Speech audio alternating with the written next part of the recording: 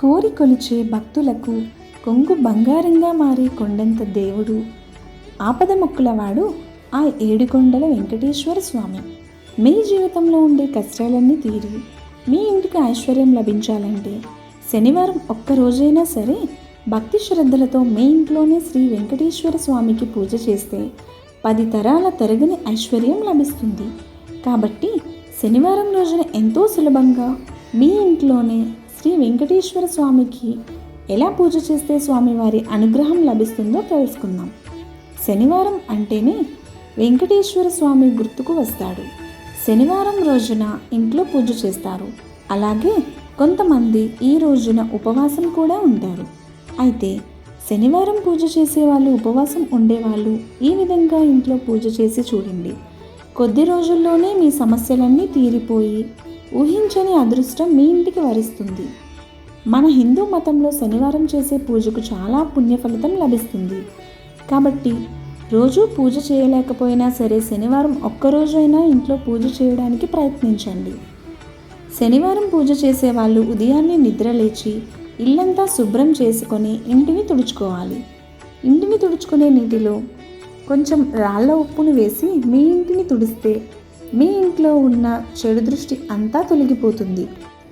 అలాగే ఈ రోజున పూజ చేసేవాళ్ళు ఖచ్చితంగా తలస్నానం చేయాలి.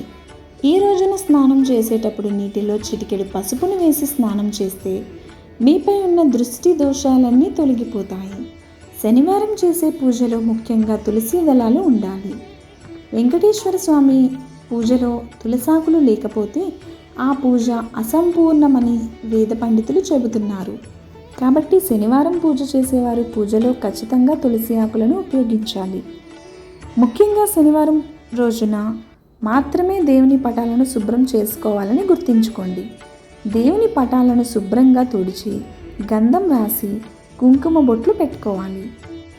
తర్వాత వెంకటేశ్వర స్వామి పటానికి నిండుగా తులసిమాల వేసి అలంకరించుకోవాలి. సాధారణంగా చాలామంది పూజ చేసేటప్పుడు ఇత్తడి కుందుల్లో దీపారాధన చేస్తారు. అయితే శనివారం మాత్రం ఇత్తడి కుందుల్లో దీపం వెలిగించకూడదు. ఈ రోజున పూజ చేసేవాళ్ళు బియ్యపిండితో ప్రమిద తయారు చేసి దానితో దీపారాధన చేయాలి. ముందుగా కొంచెం బియ్యపిండిని తీసుకొని అందులో కొంచెం పాలు పోసి ముద్దులుగా చేసుకొని ఒక చిన్న ప్రమిదలాగా తయారు చేసుకోండి. ఈ ప్రమిదకి పసుపు రాసి 3 బొట్లు పెట్టుకోవాలి. ఈ బియ్యపిండి ప్రమిదలో నువ్వుల నూనె పోసి 5 ఒత్తులను వేసి దీపం వెలిగించాలి. శనివారం రోజు పూజ చేసేవాళ్ళు పూజలో నైవేద్యంగా చిన్న బెల్లం ముక్క పెట్టినా ఆ వెంకన్న సంతోషించి మీపై తన అనుగ్రహాన్ని కరుణిస్తాడు. దేవుడికి పెట్టే నైవేద్యాన్ని ఎల్లప్పుడూ తమలపాకు మీదే పెట్టాలి. తమలపాకు మీద పెట్టిన నైవేద్యాన్ని మాత్రమే దేవుడు స్వీకరిస్తాడని గుర్తుంచుకోండి. శనివారం పూజ చేసేవాళ్ళు దేవునికి హారతి ఇచ్చేటప్పుడు ఖచ్చితంగా ముద్ద కర్పూరాన్ని మాత్రమే ఉపయోగించాలి. ఎందుకంటే వెంకటేశ్వర స్వామికి కర్పూరం అన్నా తులసి ఆకులన్నా చాలా ఇష్టం. కాబట్టి శనివారం పూజలో తులసి ఆకులు లేకపోయినా ముద్ద కర్పూరం లేకపోయినా ఆ పూజకి పుణ్యఫలం రాదని గుర్తుంచుకోండి. ఈ రోజున పూజ చేసేవాళ్ళు పసుపు రంగు వస్త్రాలు ధరించి పూజ చేస్తే చాలా మంచిది.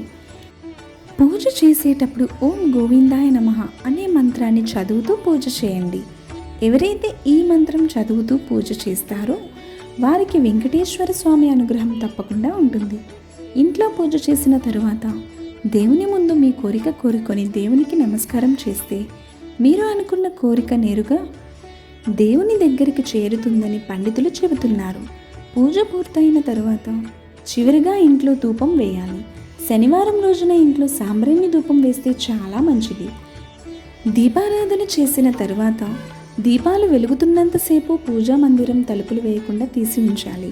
శనివారం రోజున ఈ విధంగా ఎవరైతే పూజ చేస్తారో వాళ్ళ ఇంట్లో ధన ప్రవాహం పెరిగి అష్టైశ్వర్యాలతో జీవిస్తారు. పూజా సమయంలో దీపం కొండెక్కితే చాలామంది అపశకునంగా పరిగణిస్తారు. పూజా సమయంలో దీపం కొండెక్కితే ఓం నమ శివాయ అని 108 సార్లు జపించి కొత్త దీపం వెలిగించాలి. ఉదయం పూజ చేయడం కుదరని వాళ్ళు శనివారం సాయంత్రం ఒక్క కొబ్బరికాయ తీసుకొని ఆ కొబ్బరికాయ పైన కుంకుమతో స్వస్తికి గుర్తు వేసి ఇంట్లో దీపం వెలిగించి ఆ కొబ్బరికాయని కొట్టండి. ఈ పరిహారాన్ని చేస్తే డబ్బు సమస్యల నుంచి మీరు వెంటనే బయటపడతారు. ఎంత కష్టమైన సమస్య అయినా సరే దాని నుండి తొందరగా బయటపడతారు. ఇక విపరీతమైన అప్పుల బాధతో ఇబ్బంది పడుతున్నవారు శనివారం రోజున కొబ్బరి నూనెతో దీపారాధన చేయడం మంచిది.